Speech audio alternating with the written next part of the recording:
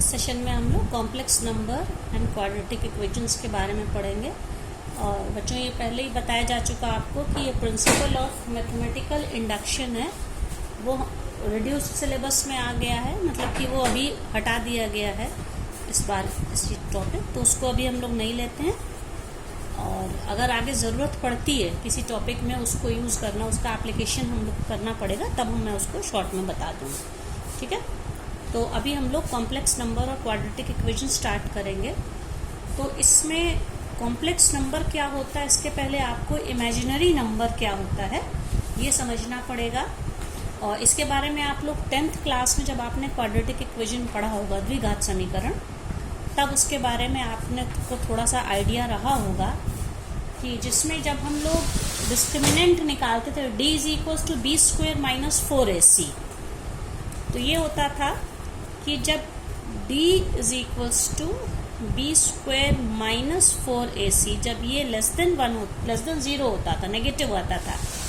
आपको याद होगा अगर d b² - 4ac 0 से बड़ा था तो रूट्स कैसे थे, रियल थे और इक्वल थे। रूट्स मतलब x की वैल्यू अनइक्वल थे व्हेन b² - 4ac और d was equal to 0, तो रूट्स रियल और इक्वल होते थे। लेकिन अगर ये डिस्क्रिमिनेंट <0 है, b² - 4ac, इसका मतलब रूट्स इमेजिनरी हैं। इमेजिनरी मतलब कि काल्पनिक। तो इमेजिनरी का क्या मतलब होता है, जैसे क्वाड्रेटिक इक्वेशन ये x² + 1 = 0, तो इसको हम सॉल्व करेंगे तो x² = -1 आएगा। अब आप ये सोचिए कि क्या कोई ऐसा नंबर पॉसिबल है जिसको हम स्क्वायर भी कर रहे हैं तब भी वो नेगेटिव है। तो हम कह सकते हैं ऐसा कोई नंबर नहीं है जो कि स्क्वायर होने के बाद भी नेगेटिव बना रहे, क्योंकि चाहे पॉजिटिव हो या नेगेटिव हो, वो जब स्क्वायर हम करेंगे तो वो हमेशा पॉजिटिव हो जाता है। जैसे -3 का स्क्वायर 9 और +3 का स्क्वायर भी 9, तो माइनस साइन नहीं रहता है। तो इस तरह के नंबर्स हैं। यहाँ पे हम कहेंगे x एक इमेजिनरी नंबर है, मतलब कि काल्पनिक संख्या है, क्योंकि इसका स्क्वायर एक नेगेटिव नंबर है। तो इसी कॉन्सेप्ट को लेके कॉम्प्लेक्स नंबर, मतलब कि कॉम्प्लेक्स नंबर को हम लोग हिंदी में सम्मिश्र संख्याएं कहते हैं, की शुरुआत हुई। तो कॉम्प्लेक्स नंबर को समझने के पहले आपको एक ऐसा नंबर हमें देखना होगा बच्चों जिसको कहते हैं स्क्वायर रूट ऑफ -1, और इसको हमने क्या मान लिया, i, स्मॉल i ये सिंबल है, आयोटा जिसको कहते हैं। अब इससे हम देखेंगे कि i का जब स्क्वायर करेंगे, i² क्या हो जाएगा, -1। बच्चों ये आपको याद रखना है, पूरा हमारा कॉम्प्लेक्स नंबर इसी पर बेस्ड है। तो इस तरह से i² क्या हो जाएगा, -1 है। इस तरह से जब हम सॉल्व करेंगे तो हमारी क्या इक्वेशन थी, x² + 1 = 0। इससे क्या मिला था हम लोगों को, x² was -1 and what was -1, x² is i², कि i² -1 है। तो हम कह सकते हैं कि जो x का सॉल्यूशन था वो था i, ठीक है। तो अब इसके बाद ये जो i का कॉन्सेप्ट है, मतलब कि i हमने ऐसी चीज़ मान ली जिसका कि स्क्वायर हमेशा -1 होता है, या i होता स्क्वायर रूट ऑफ -1। इसके बाद हम एक ऐसे नंबर का कॉन्सेप्ट रखते हैं जिसको z कहते हैं, स्मॉल z होता है बच्चों, और z को हम a + ib की फॉर्म में रखेंगे। मतलब कि एक हिस्से में ये जो a वाला पार्ट है ये इसका रियल पार्ट होगा, और ये ib जो i वाला पार्ट है ये पूरा इसका इमेजिन, क्योंकि इसमें i इंक्लूडेड है। आपने देखा कि i एक इमेजिनरी नंबर ही होगा क्योंकि इसका स्क्वायर रूट -1 आ रहा है, -1 का स्क्वायर रूट निकाल रहे हैं। तो यहाँ पे a और b ये दोनों तो रियल नंबर हैं, लेकिन ये वाला पोर्शन इसका पूरा रियल है, इसमें i इंक्लूडेड है, तो ये इसका इमेजिनरी पार्ट बन जाता है। तो इसमें इस तरह से हम कह सकते हैं कि इस वाले को तो रियल z मतलब कि real part of complex number a होता है, और इमेजिनरी पार्ट ऑफ जो होता है उसको हम शॉर्ट में im, इमेजिनरी काल्पनिक z। इमेजिनरी पार्ट इसका क्या हो जाएगा, ये पार्ट हो जाएगा b। इसको हम किससे कहेंगे, this portion is called b, मतलब जो i के कोफिशिएंट के फॉर्म में। इस तरह से किसी भी नंबर को हम इस तरह एक्सप्रेस कर सकते हैं। मान लीजिए मैंने लिख दिया z is equals to 2 plus 3i। तो यहाँ पे a की वैल्यू मतलब कि इमेजिनरी नंबर z का रियल पार्ट क्या हो गया 2 और इमेजिनरी पार्ट क्या हो जाएगा b इज इक्वल्स टू 3। इसी तरह से मान लीजिए मैंने ले लिया z is equals to 7/2 minus √3i। ठीक है, तो अब इसमें भी देखिए इसका रियल, इसको हम कैसे लिख सकते हैं 7/2 plus in bracket minus √3i।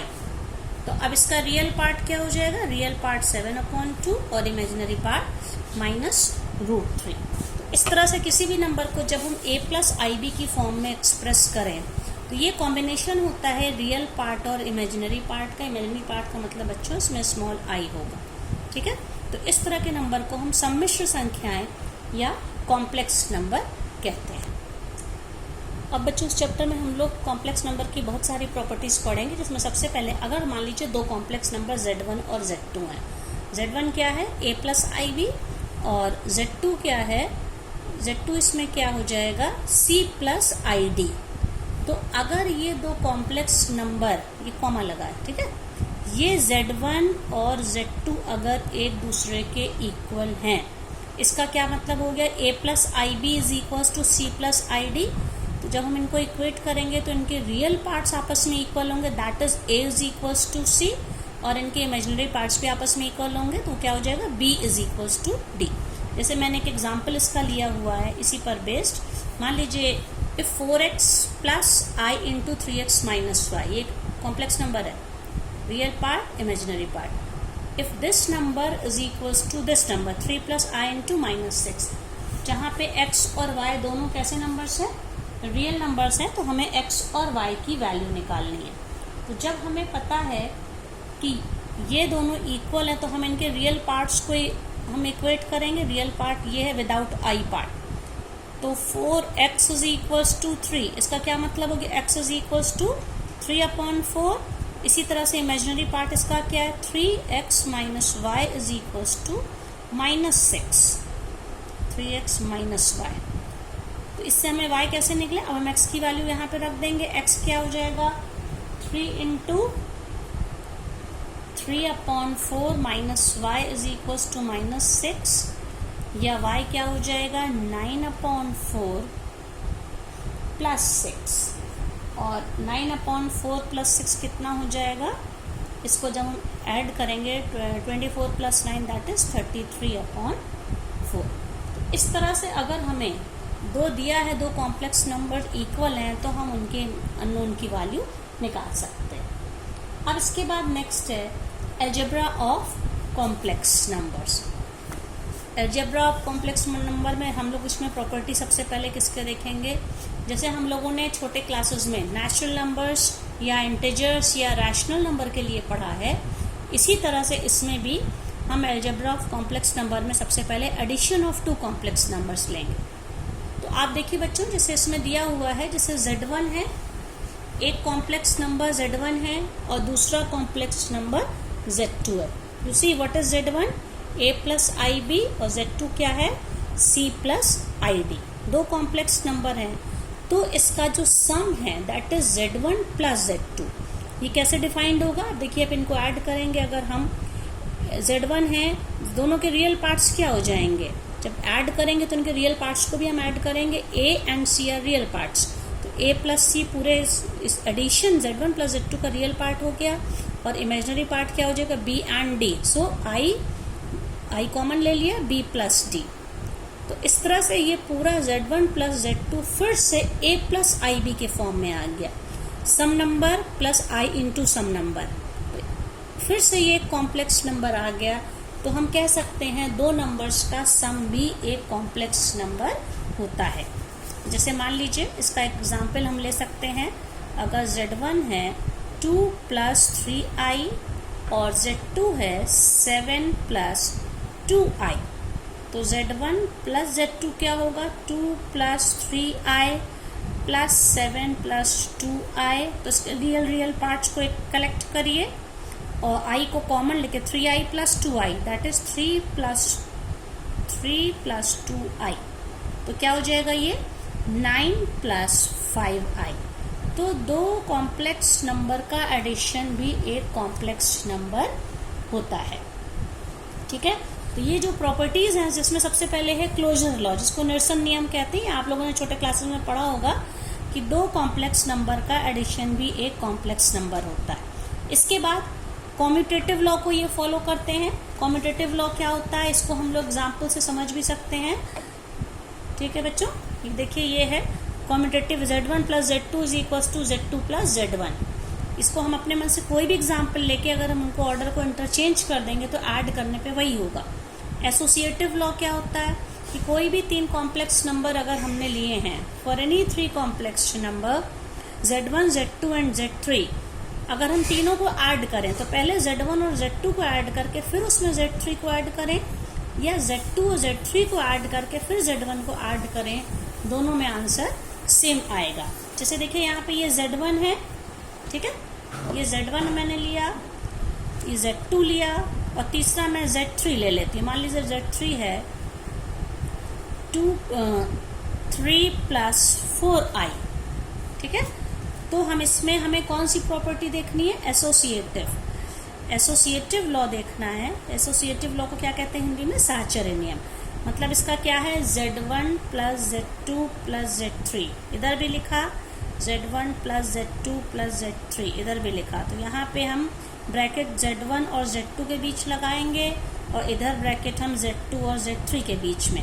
तो अब इनकी वैल्यू अगर हम देखें, हम सबसे पहले Z1 plus Z2 plus Z1 क्या है 2 प्लस 3i, प्लस Z2 क्या है 7 प्लस 2i। इनको हम ऐड करके तब हम Z3 that is 4 plus i को ऐड करें। इन दोनों का एडिशन क्या हो जाएगा, 2 plus 7 9 plus 3 plus 2 5i plus 3 plus 4i। तो ये सॉल्व करने पे क्या हो गया बच्चों, देखिए 9 प्लस 3 12 प्लस 5 प्लस 4 9i। अब हम RHS लेंगे। RHS क्या है ये, तो हम इसमें Z1 को हम 2 प्लस 3i एक साथ, और फिर इसके बाद Z2 और Z3 को हम एक साथ ले लेते हैं। Z2 क्या हमारा है 7 plus 2i plus 3 plus 4i। तो ये क्या हो जाएगा 2 plus 3i plus 7 plus 3 10, 2 plus 4 6i। तो कितना हो गया 10 प्लस 2 12 प्लस 6 प्लस 3 9i।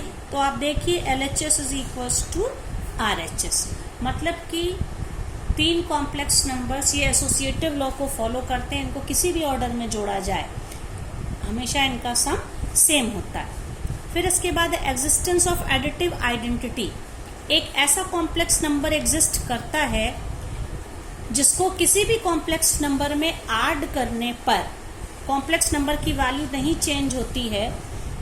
ठीक है, तो इसको हम लोग कहते हैं, ये जो नंबर है additive identity complex 0 plus 0i, ये एक ऐसा कॉम्प्लेक्स नंबर है जो किसी में भी ऐड होगा उसकी वैल्यू को ये नहीं चेंज करेगा।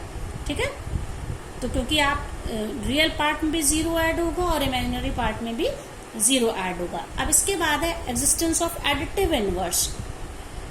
ऐसे दो कॉम्प्लेक्स नंबर्स होते हैं कि जब उन जिनको हम ऐड करें तो हमें 0 मिल जाए, मतलब हर कॉम्प्लेक्स, तो इसको हम इन दोनों नंबर्स को एक दूसरे का एडिटिव इनवर्स या नेगेटिव कहते हैं। इसका ये मतलब है कि हर नंबर के लिए, उस हर कॉम्प्लेक्स नंबर के लिए उसका एडिटिव इनवर्स एग्जिस्ट करता है। जैसे Z1 ले लिया, मान लीजिए बच्चों Z1 हम लोग ने ले लिया 2 प्लस 3i। अब Z2 हम ले लें -2 प्लस -3i। तो क्या हो जाएगा, ये इनको ऐड अगर हम करेंगे Z1 प्लस Z2 लेंगे तो 2 प्लस 3i -2 -3i। तो आप देख सकते हैं पूरा ओवरऑल वैल्यू 0 आएगी। तो हम कह सकते हैं -2 प्लस -3i इसका एडिटिव इनवर्स या नेगेटिव है। जैसे हमने कहा -7 प्लस 4i का एडिटिव इनवर्स बताइए, तो इसका एडिटिव इनवर्स क्या हो जाएगा इसका एडिटिव इनवर्स, मतलब किसको योगात्मक प्रतिलोम शायद कहते हैं, ये हो जाएगा, इसका उल्टा कर दीजिए, -7 का +7 + 4i का -4, तो ये इसका एडिटिव इनवर्स हो गया।